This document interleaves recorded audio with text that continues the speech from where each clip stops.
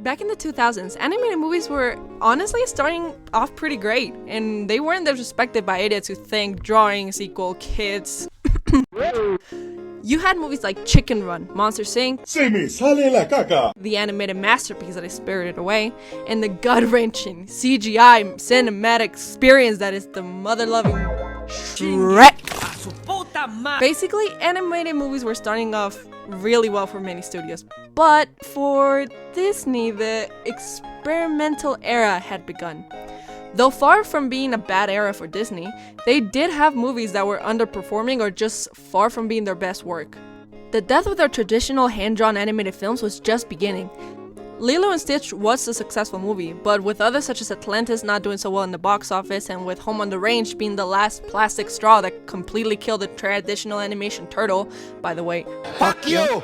Which, yeah, I'm just now realizing it's probably my favorite era for Disney movies. With the earliest installment in the 21st century and one of Disney's uniquely comedy movies, we have The Emperor's New Groove.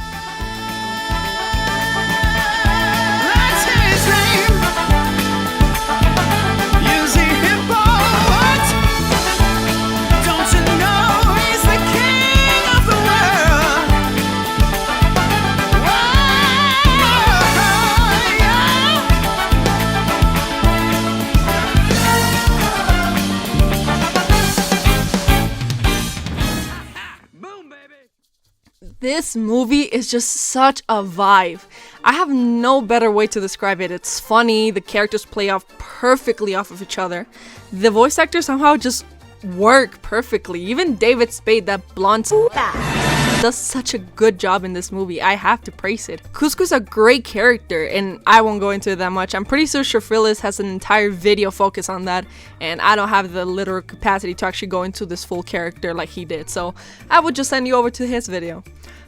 Pacha is just as sweet and likable as any character voiced by John Goodman, because that man has such a fatherly voice that fixes my daddy issues. And Yzma?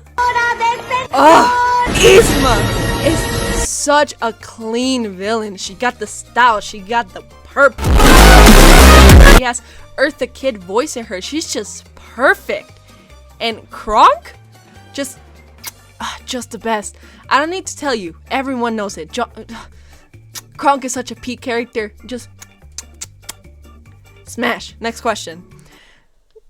Well, we don't talk about his movies. Anyway, before I go into the actual released movie, I am pretty sure you probably already saw this coming.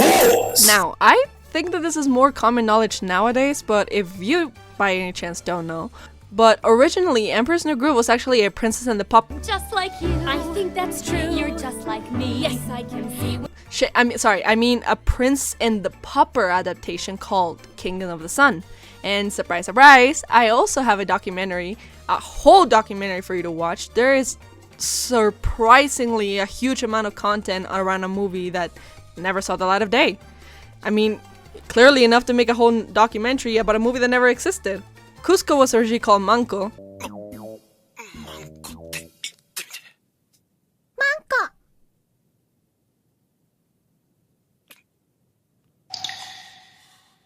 Yes, Manco. That Manco, to be precisely. Yeah, no, he was actually called that. They even mentioned this fact in the documentary. What was my old one? Manco. Manco. Yeah, why did they change Manco? I think it means pussy in Japanese. Both him and Pacha were younger and both looked the same. There was a cartoonishly sentient character that was Yzma Psychic that wasn't Kronk. Truly, a sin against mankind. Yzma had a song that you can still look and listen to. We were definitely raw from being able to hear it in the final movie. Claim your right to a world of darkness. It's just being able to hear it in the final movie. It's truly, I don't know how anyone could have taken this off. I've been singing this song for days because it's actually a song I can sing without sounding like a dying inmate in a mental hospital outlast type shit.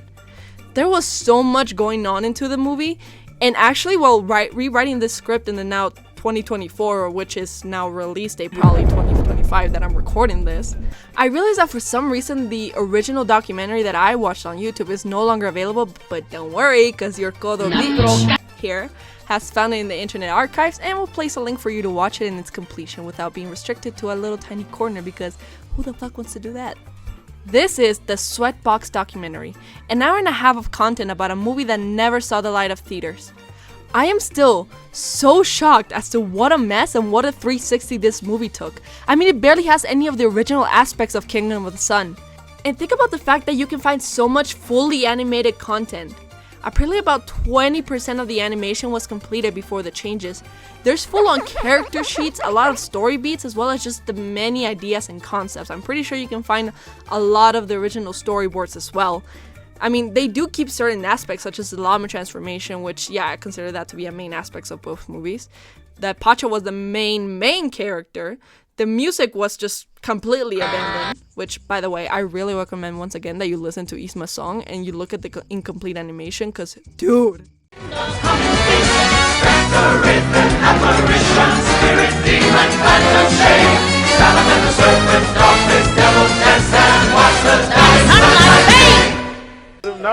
I'll be the sovereign queen of the nation. I'm the chicest chick in creation. I'm the cat with all the cream and ooh la la. That deadly concentration put an end to my frustration. Now this perfect world begins and ends with moi. What's my name? What's my name? What you say?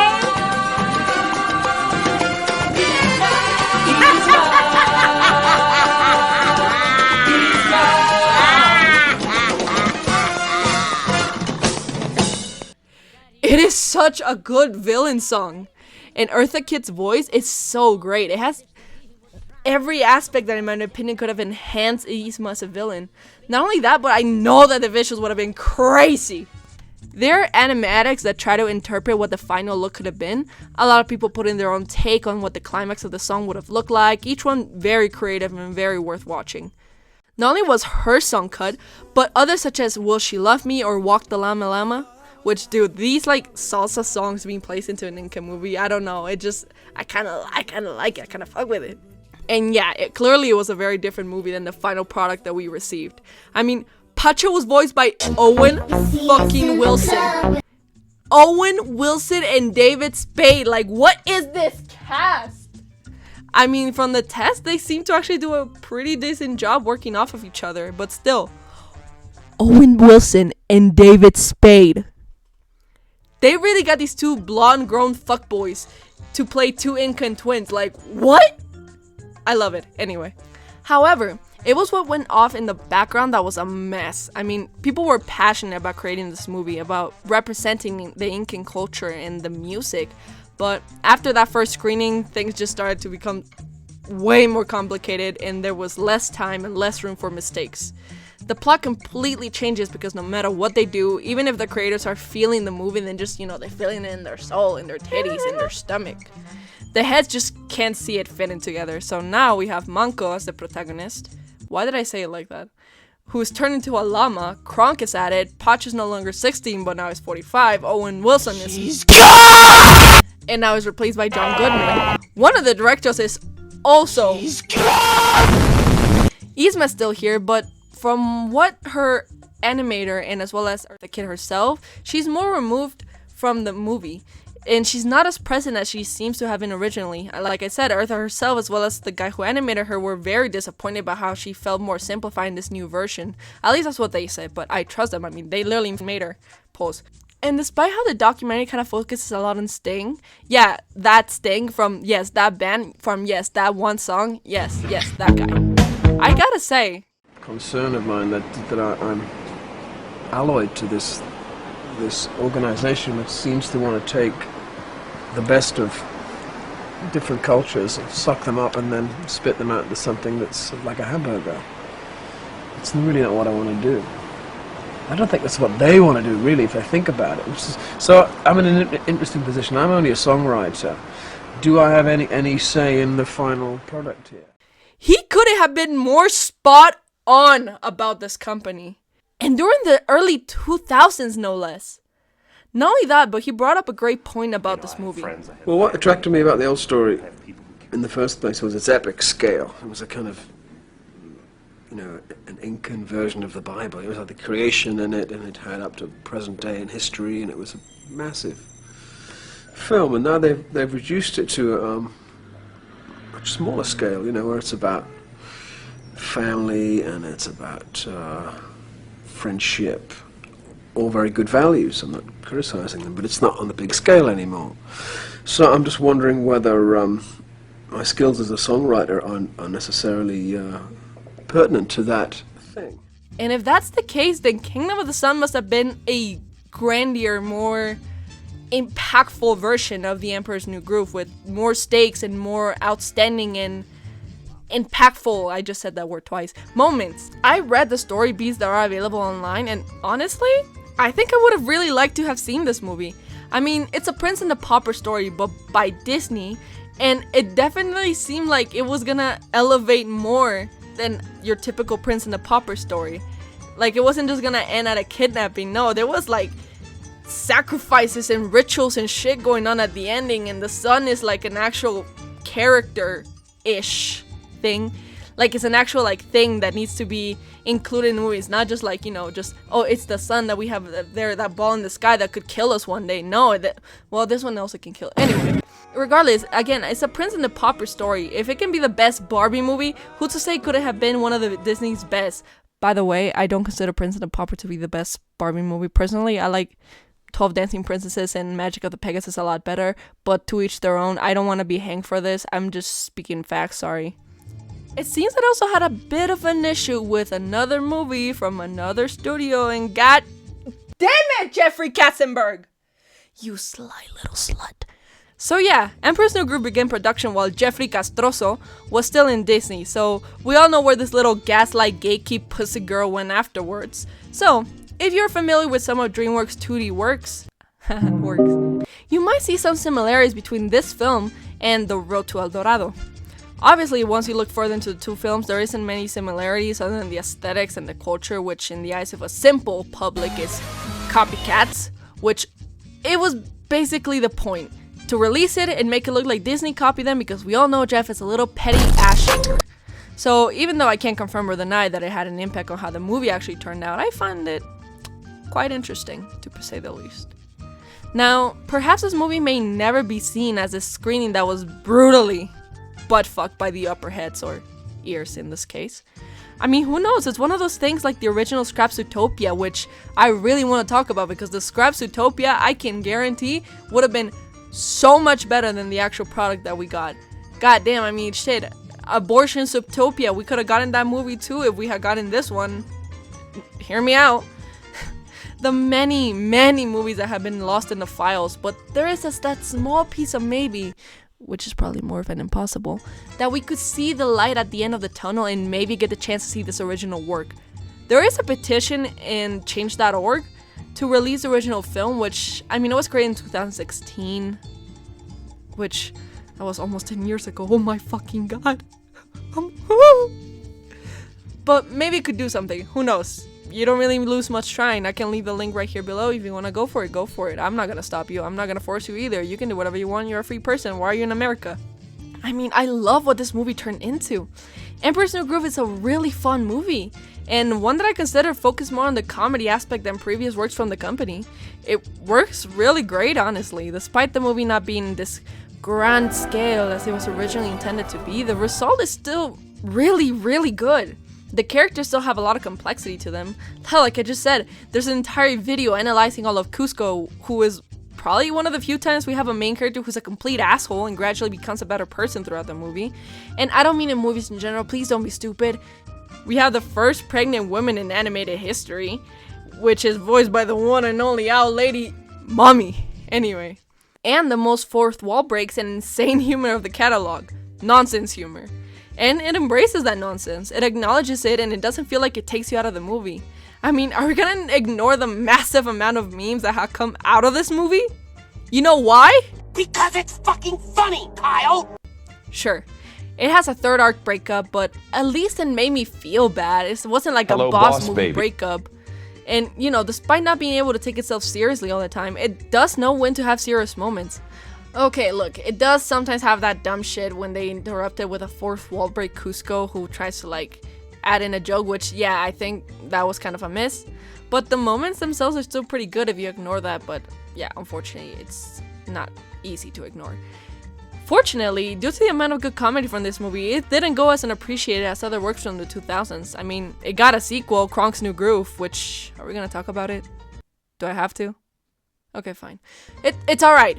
It's decent. I mean, if you want to compare it to original movie, of course it doesn't stand a chance. It's not even the same podium. It's not even the same race. Not even the same continent.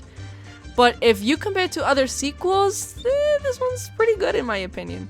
I mean, the animation at least looks almost the same as original, and it uses a typical 30-story formula, but it's not the worst case of them, and I can't lie, in terms of Disney sequels, it's probably one of the few that I've seen the most. Actually, hang on.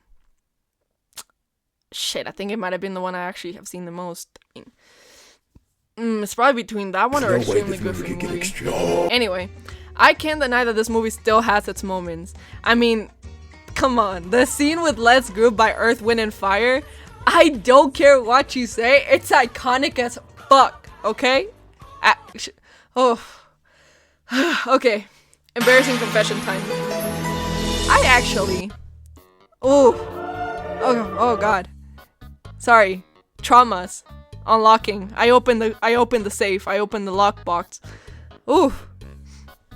So actually, when I was little, in good old Mexico City stuff, and I, being the back then very extroverted and very unshy kid that I turned out to be the complete opposite into an adult, and now I am a social outcast who cannot talk to people. I'm a weird. Regardless, I decided to be a good idea to dress up as Fiona from Shrek, go and put myself in the contest, the dancing contest. Mind you, I cannot dance,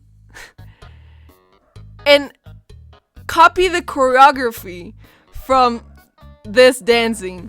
I do not want to remember it because I was so goddamn awful. I cannot even remember what the other contestants actually danced like, but I do not want to remember it. I really had the balls to go up on that stage and dance that same, that same one, those same moves, you see them? I made those.